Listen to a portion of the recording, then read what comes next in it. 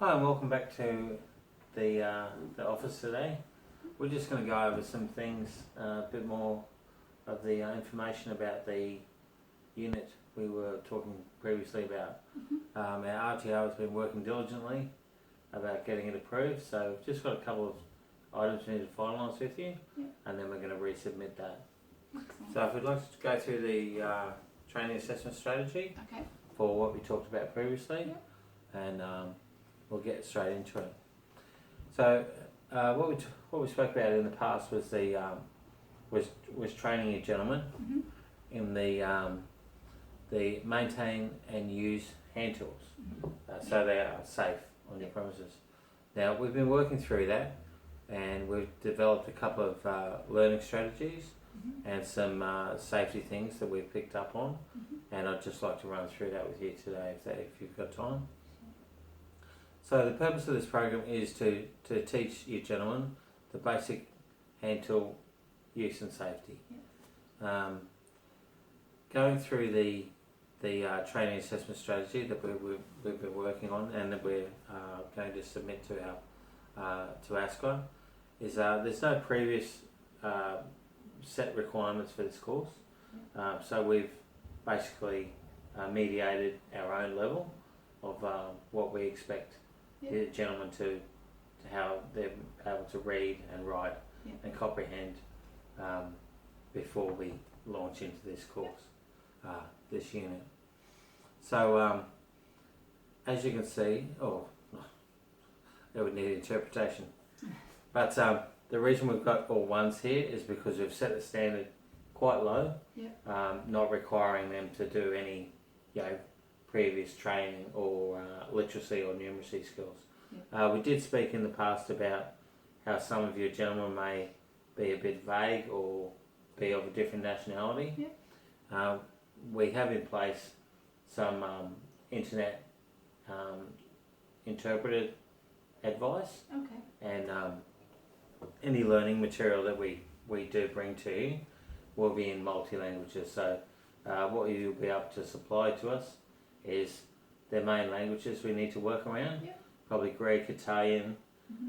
They're obviously the two of the biggest ones we know in this particular area, and any others that you might think of.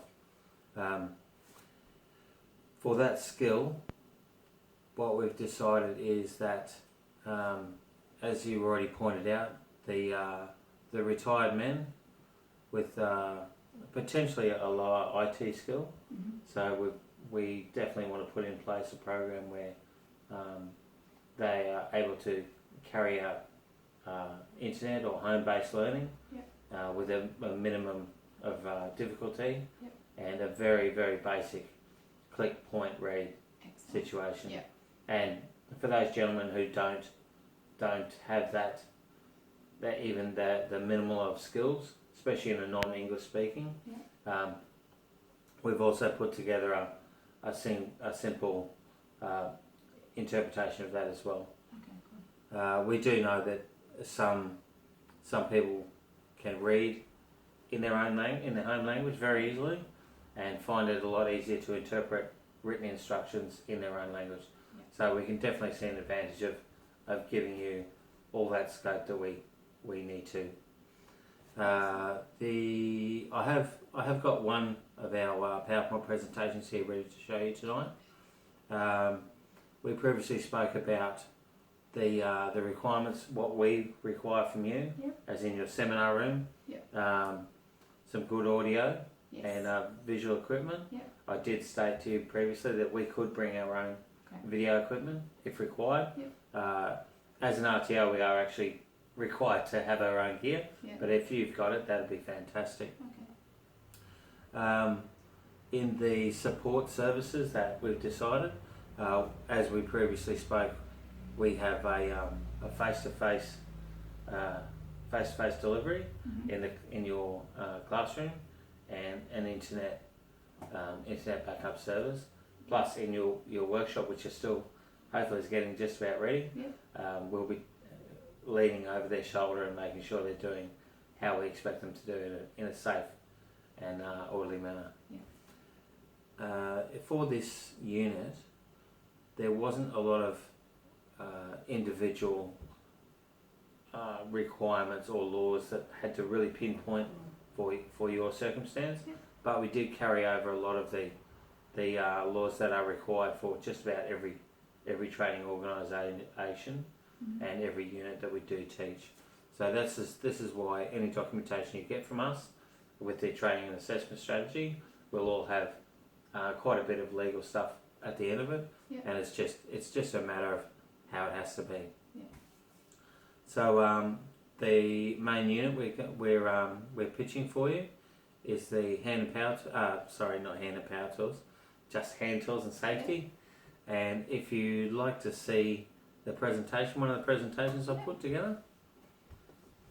So is this what you'd be delivering sort of in class? And exactly, yeah. Okay. So what we plan to do is have this internet available, this one and several other hand tools that we intend to teach. And as a simple example, this one's just about hammers. And we will have some, what we intend to build is a very simple internet link, which will have for the gentlemen in their own language, hammer for English and then hammer for Italian and so forth and so forth. So they can literally just go to the website that we've built and just click on that for them, and that way they can read their written instructions in their own language, and they should be able to comprehend that a lot easier than trying to interpret stuff inside their head. Especially for written instructions, we found that's very, very important. So just a quick run through today.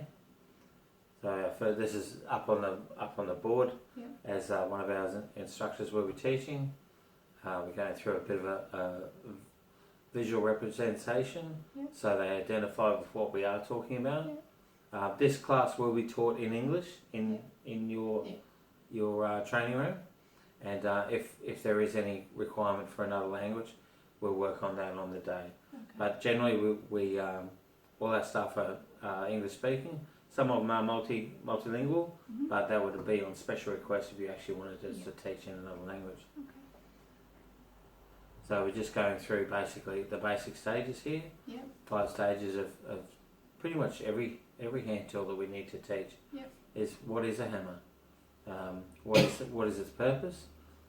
Then we go through a simple class demonstration for all the gentlemen, just identifying a few different types of hammers that we have, what we would expect to see, around the house and in small workshops and so forth.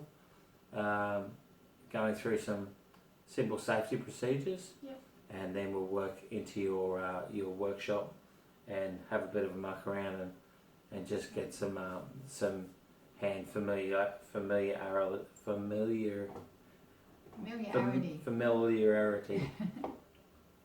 Getting them familiar with the tools and the weight of the tool and how to swing it. What is a hammer? There are different types of hammers. What would you expect to see? How to identify a hammer as opposed to a different tool. A couple of different hammers there. What is right, what is wrong. Just another, some more identification techniques there, and how the hammer can damage the material that you're working on. Quite a bit of hammer safety there. Generally, probably one of the most important areas, wear safety goggles or a face shield if you're going to be hitting something that could fly back at you. So we probably need to talk to you in advance then to make sure we've got the right safety equipment before you run these sessions. Oh, we absolutely expect so, yes. Excellent. There was one of the risks we did identify was that some of the gentlemen may differ in their ability to hold and swing and stamp and do whatever. So we've designed what we've come up. There are a couple of risk strategies we've identified. I think we spoke of just a couple in our last meeting. One of the main things we've identified for the actual learning program is the lack of grip strength that some of the gentlemen may have. We've identified this as a bit of a safety hazard, and have come up with a tool, a grip strength meter, which we've got mounted and can be wall mounted. Basically, when physiotherapists do hand rehabilitation, they use this meter to collect data on how good your grip strength is. Now, as part of the strategy, we designed a wall chart to the tool, and this should allow the gentleman to use any tool that's within their grip strength and use it safely. We did need to come up with something that would protect yourselves and let us teach the program with to the ability of the student, older student, but the student nonetheless. A couple of other risks we've identified is obviously the slip and fall in the classroom. As we're teaching in a workshop, we definitely want everyone to be safe.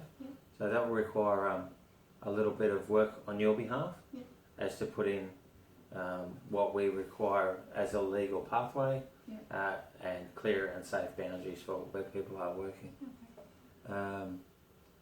The other one that we're not too sure on, but we're sure it may occur, is some of the gentlemen with underlying mental health issues. They may get distracted while they're in the classroom. In the classroom, not so much an issue, but in the workshop, obviously, it does become a greater issue. So, for those people who may be under that circumstance, the risk treatment we've come up for that is participants are encouraged to only work at one item at a time, so they can be focused on that task. For those gentlemen who are particularly susceptible to that, we would insist that our supervisor, our teacher, is with them at a pretty much one-on-one situation, and when they are doing some self-learning, the SHE coordinator needs to be aware that they're in the workshop. Not so much in the classroom, because you can just have the projector going and they can do their thing and zone in and out as much as they want.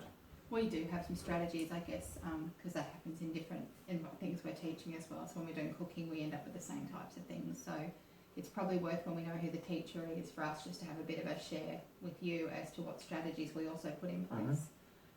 Because we actually will remove them from the situation if we need to. So we don't always go with the one-on-one. Sometimes we recognise that we've got 10 Well, of people, course, if they can't be supervised, you don't want to treat them like 10-year-olds, but a risk and assurance is always unfortunately at the top.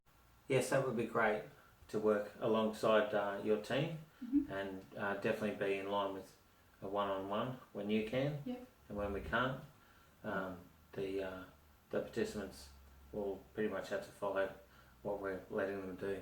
I just want to quickly go over the delivery, which is we were looking at 1 hour per week as a rolling on open lesson plan, and also the online content. Excellent. And if you're happy with that, and I don't think there's much more we need to go over. Excellent. Anything else? Feel free to send me an email, and we'll give you a copy of all this and get it underway as soon as possible. Excellent. Look forward to hearing from you. Thank you. Thank you. Right. How's that for wrap up?